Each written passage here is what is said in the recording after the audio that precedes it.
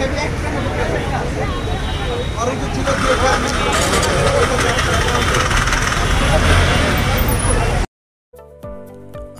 আলাইকুম জনগণ, welcome to my channel total talk with Fahim. And basically এটা আমার ফার্স্ট ব্লগ, তাই হয়তো কিছু ভুল ত্রুটি হতে পারে, সবাই একটু ক্ষমা দৃষ্টিতে দেখবেন। আর যদি কারো কোনো সাজেশন থাকে কোনো টিপস থেকে থাকে অবশ্যই কমেন্টে জানাবেন আমাকে। অনেকটাই নার্ভাস ফিল হচ্ছে, যেহেতু প্রথমবারের জন্য ব্লগ করছি। ব্লগ করার ইচ্ছা অনেক দিন ধরে ছিল, তবে ওইভাবে করা হয়নি, তো তাই ভাবলাম যে একটু ট্রাই করাই যাক। সো যেই ভাবনা সেই কাজ, বের হয়ে গেলাম ক্যামেরা নিয়ে। অ্যান্ড আজকে ব্লগ করার একটা বিশেষ কারণও আছে। আজকের ওয়েদারটাও খুব ভালো এবং যাচ্ছি একটু ঢাকা বাহিরে। যেহেতু এটা আমার ফার্স্ট ব্লগ, মাইক্রোফোনটা ঠিকভাবে ইউজ করতে পারিনি, যার কারণে র সাউন্ডটা খুব বাজে আসছে, যার কারণে আমার ভয়েস ওভার দিতে হচ্ছে। অ্যান্ড আজ বিপজ্জনক অনেক কিছুই আমার সামনে ঘটেছে, যেটা সাক্ষী হয়েছে, এবং ওইগুলোই আপনাদের সাথে শেয়ার করবো আজ। তা জানার জন্য আমার ভিডিওটা শেষ পর্যন্ত দেখতে হবে। আশা করি আমার সাথে থাকবেন। সো চলেন জার্নিটা শুরু করা যাক। এবং আমরা জার্নিটা শুরু করছি কল্যাণপুর থেকে এবং যাব আমরা নারায়ণগঞ্জ।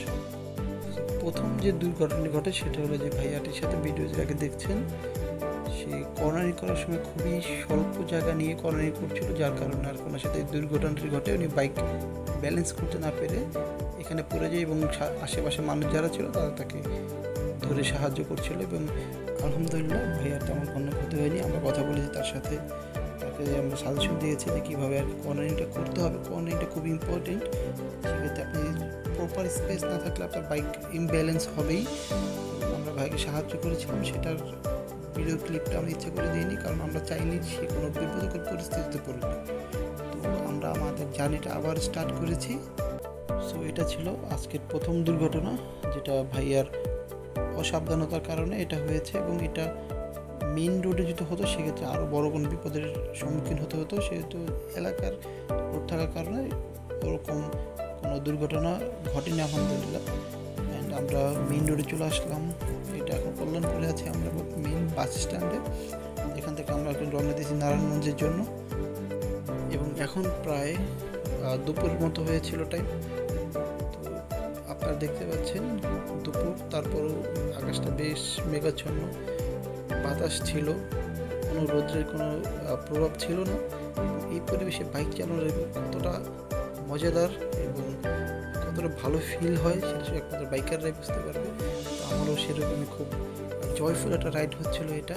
এবং সামনে আরও কয়েকটা দুর্ঘটনার সাক্ষী হয়েছে, যদিও আমার সাথে হয়নি, তারপর সাক্ষী হয়েছে। এবং এগুলো থেকে আপনাদের সাথে শেয়ার করার কারণ একটাই, যাতে আপনারা সচেতন হন, দেখুন। কারণ বাইকারদের জন্য ঢাকা শহরটা এমনিতে একটু খুবই রিস্কি, তার মধ্যে টেসলা তো আছেই। দেখেন যে একটা টেসলার কথা বললাম, টেসলা চলে আসছে, মেইন রোডে টেসলা চলে। তো এটা আর কি খুব বিপদের মধ্যে ফেলে বাইকারদের জন্য। এবং সামনে দেখতে পাচ্ছেন যে এখানে একটা ভাইয়ার সাথে, বাইকারের সাথে একটা প্রাইভেট কারের একটা সমস্যা হয়েছিল। এবং এটা আমরা দেখে যে বুঝলাম ইউটার্ন নেওয়া নিয়ে সমস্যা হয়েছে, হয়তো বা সিগন্যাল দেয়নি, ওইটার জন্য সমস্যা হচ্ছিল। তো ওইটা বেশ বড় কোনো সমস্যা হয়নি, ওনাদের মধ্যে একটু কথা কাটাকাটি হয়ে দেন ওটা সলভ হয়ে যায়। এন্ড আমাদের জার্নিতে আমরা আবার স্টার্ট করি। আমরা এখন আছি সোহরাওয়ার্দী মেডিকেলের সামনে। আমাদের এখনও বেশ খানিকটা পথ যেতে হবে। এই যে দেখুন কীভাবে রাস্তা পার হচ্ছে, আমার কাছে খুব ভিআইপি মনে হচ্ছিল। আমাকে তারা সংবর্ধনা দিচ্ছে, দুপাশ দিয়ে আমি মাঝখান দিয়ে চলে যাচ্ছি, একটু ভিআইপি ফিল হচ্ছিল আর কি। সো ছোটোবেলায় একটা কথা মনে পড়ে গেলো। ছোটোবেলায় অনেক শুনতাম যে দুই পাশে কলা গাছ, মাঝখানে মহারাজ। তো এরকম ফিলটাই মনে হচ্ছিল আমার কাছে, মহারাজ মহারাজ একটা ফিল। এই ব্লগে আমি 3টে দুর্ঘটনার সাক্ষী হয়েছিলাম, যার মধ্যে 2টো আপনাদের সাথে অলরেডি শেয়ার করা হয়ে গেছে। এবং নেক্সট যে দুর্ঘটনাটি ঘটে সেটা হলো আমি ব্যাক করার সময়, আমি নারায়ণগঞ্জে যখন ঢাকা ব্যাক করছিলাম তখন। এবং ওইটার কিছুটা ক্লিপ আপনারা শুরুতে দেখতে পেয়েছিলেন। এবং এটা ছিল খুবই মর্মান্তিক এবং খুবই ভয়াবহ আজকে সবগুলো দুর্ঘটনার মধ্যে। বলতে বলতে চলতে চলতে আমরা চলে আসলাম গণভবনের সামনে। এবং গণভবনটা এখন প্রায় অনেকটা হন্টেড প্লেসের মতো আছে। এটা রাত্রিবেলা যে কাউকে আর কি শিহরে ওঠার মতো ভয়াবহ পরিস্থিতি। তো আমরা যাচ্ছি আমাদের গন্তব্যে। ঢাকার রাস্তায় এই টেসলাগুলো খুবই সমস্যা করছে, তাদেরকে একটা কিছু করা উচিত, তাদেরকে কোনো একটা পুনর্বাসন করা উচিত বা যে কোনো কিছুর মাধ্যমে আর কি মেন রাস্তা থেকে উঠানো উচিত তাদেরকে। তাদের কোনো ক্ষতি হোক সেটা আমরা চাই না, তারা গরিব মানুষ। তবে দেখুন যে যেভাবে রাস্তায় উঠছে, যে সামনে আছে পিছনে দেখেছিলাম, তার মেন রাস্তা তারা চালাচ্ছে এবং এতে তাদেরও দুর্ঘটনা হচ্ছে, আমরাও দুর্ঘটনার শিকার হচ্ছি এবং এটার একটা সমাধান হওয়া উচিত। সামনে মনে হয় একটা জ্যামের মধ্যে পড়বো, তবে কোনো প্যারা নেই, এই পরিবেশে এই আবহাওয়ার মধ্যে জ্যামও কোনো সমস্যা নেই। খুব ভালো লাগছিল রাইড করে। এখন প্রায় চলে আসছি মানিক মিয়া এভিনিউতে। তো এই রাস্তাটা সবসময় আমার ভালো লাগে, বেশ চওড়া একটা রাস্তা, ফাঁকা থাকে, এখানে বাইক রাইড করে খুবই মজা পাওয়া যায়। এখানে আরেকটি দেখা যাচ্ছে এখানে খুব আন্দোলন হচ্ছে একটি, বাংলাদেশটা এখন দেখা যায় প্রায় সবখানে আন্দোলন হয়, আন্দোলনের নগরী হয়ে গিয়েছে এখন। যেখানে দেখুন আন্দোলন হচ্ছে, সেনাবাহিনী আছে এখানে। যাক, সমস্যা নেই, আন্দোলন করুন, ওনাদের দাবি পূরণ করুন, আমরা যাচ্ছি আমাদের কাছে। Langen Schwanz, mir egal was du jetzt sagst oder was du machst, ja. Meine Lines, sie werden immer krasser. Ich mache bald Feature mit Young Alpha, Bruder Plasma Fernseher, ich will gern sehr, Plasma Fernseher, ich will gern sehr, ja, ich mach hier Freestyle auf, LJM Copyright, ja, dieser Beat hat Between gemade, ich hab die Lines.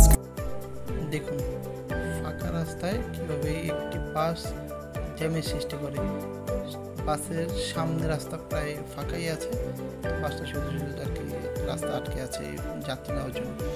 তাদের জন্য আর কি কী বলার, তারা রাস্তা নিজের সম্পত্তি মনে করে, কিছু বলার নেই, এটা আপনারা সবাই বেশ ভালোই জানেন। প্রথম ব্লগ হওয়ার কারণে আমি আমার ক্যামেরা অ্যাঙ্গেলটা ঠিকভাবে বুঝতে পারিনি, ঠিকভাবে সেট আপ করতে পারিনি, যার কারণে আমার বাইকের অংশটি দেখা যাচ্ছে না এবং আমার কোন বাইকটা যে আমি রাইড করছি সেটা আপনারা বুঝতে পারছেন না। তো চলুন আপনাদের সাথে আমার বাইকটা নিয়ে কিছু কথা বলা যাক। আমি যেই বাইকটা এখন রাইড করছি সেটা হলো সুজুকি জিক্সার SF, এবং এসএফটা ওল্ড ভার্সন SF, যেটা নিউ ABS ছিল সেটা না। আমার কেন জানি না, আমার ওল্ড ভার্সনের SFটাই বেশ পছন্দ এবং এটাকে আমি নিয়েছি এবং কিছুটা মড করেছি এবং এই মডিফিকেশন নিয়েও আমি একটা ভিডিও করবো ইনশাল্লাহ ইন ফিউচার। আপনাদের সাথে সম্পূর্ণ বিশ্লেষণ করে দেখা হবে ইনশাল্লাহ। সো সেটা দেখার জন্য অবশ্যই আপনাদেরকে আমার ভিডিওগুলো দেখতে হবে। সুজুকি জিক্সার SF মডিফিকেশনের অনেকগুলো ভেরিয়েন্ট আছে, আপনারা অলরেডি দেখেছেন হয়তোবা, এবং আমারটাও বেশ কিছু মডিফিকেশন করা হয়েছে এবং অনেক কিছু মডিফিকেশন এখনও বাকি আছে। আমার পছন্দের মধ্যে এখনও অনেক মডিফিকেশন করা হয়নি। তো আপনাদের যদি কোনো সাজেশন থাকে সেগুলো আপনারা আমাকে কমেন্টে জানাবেন এবং আমি যে মডিফিকেশনগুলো করেছি সেটাও আপনাদেরকে আমরা দেখাবো এবং বাইকটি ইন্ট্রোডিউস আমরা করবো। খুব পছন্দের একটি বাইক আমার, আমি খুব শখ করে আর কি SF বাইকটা কিনেছিলাম। তখন আমরা কথা বলতে বলতে চলে আসলাম প্রায় সাইনবোর্ডের এখানে, এবং এই যে রাস্তাটি দেখতে পাচ্ছেন এই রাস্তাটি খুবই রিসেন্টলি হয়েছে এবং এই রাস্তাটি বলতে গেলে নারায়ণগঞ্জের নকশাতে পাঠিয়ে দিয়েছে। এই রাস্তাটা হয়েছে প্রায় 4 লেনের হয়েছে VIP রোড, যেটা আর কি সরাসরি ফতুল্লা পর্যন্ত যাবে, চাষারা পর্যন্ত যাবে আর পাশে রাখা হয়েছে লোকাল লেন, যেটা আর কি লোকালি এই টেসলা এবং যে অটোরিক্সাগুলো সেগুলোর জন্য।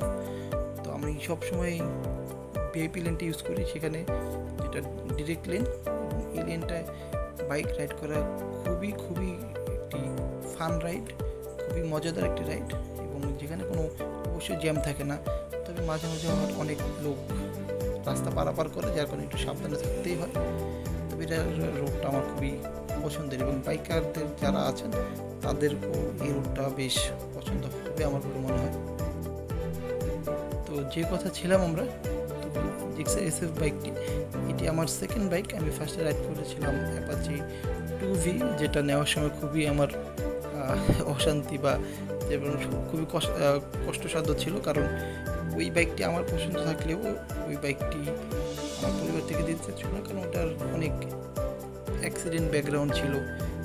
যার থেকে আমি বাইকটা নিয়েছিলাম, তো সে আমার ভাইয়া হয়, ওনার বাইকের বিজনেস আছে, তো উনিও আমাকে অনেক নিষেধ করেছিল ওই বাইকটা আনার জন্য। তবে ওই বাইকটি টর্ক, ওই বাইকটি আমার কি খুব ভালো লাগছিলো, ওটা যেটা আর কি বাংলা সেটা বলে খাড়া টান, ভালো লাগছিলো বাইকটা আমার কাছে, তার কারণে আমি ওটা নিয়েছিলাম। এবং একদম বিগিনার হিসেবে আমি ওইটা নিয়েছিলাম। আমি তার আগে বাইক রাইড করতেও জানতাম না, তো ওইটা দিয়ে আমার কি শেখা, হাতে খড়ি হয়।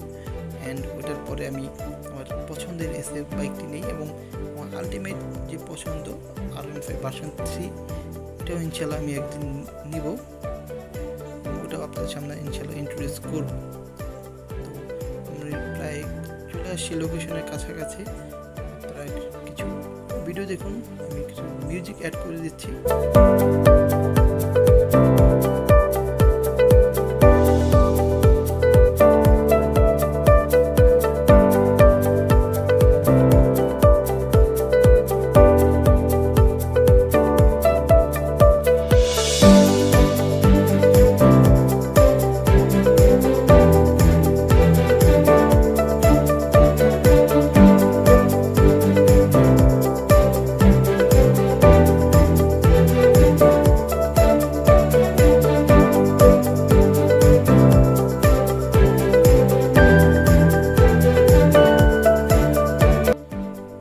নারায়ণগঞ্জে সকল কাজ শেষ করে ব্যাক করছি ঢাকা। এখন চলে আসছি আমি ঢাকা ইউনিভার্সিটি এলাকায়, যাচ্ছি আমার ছোটোবেলার শৈশব কৈশোরের ভালোবাসা কল্যাণপুরে। আপনাদের সাথে শুরুতে যে ভিডিওটি আমি শেয়ার করছিলাম, সেই দুর্ঘটনাটা কিছুক্ষণ পরে আমার সামনে হয়। তো এটা দেখে আমিও খুব অবাক হয়েছি, কারণ এই এলাকাটা হয়েছে আগারগাঁওতে, পাসপোর্ট অফিস ঠিক অপোজিটে।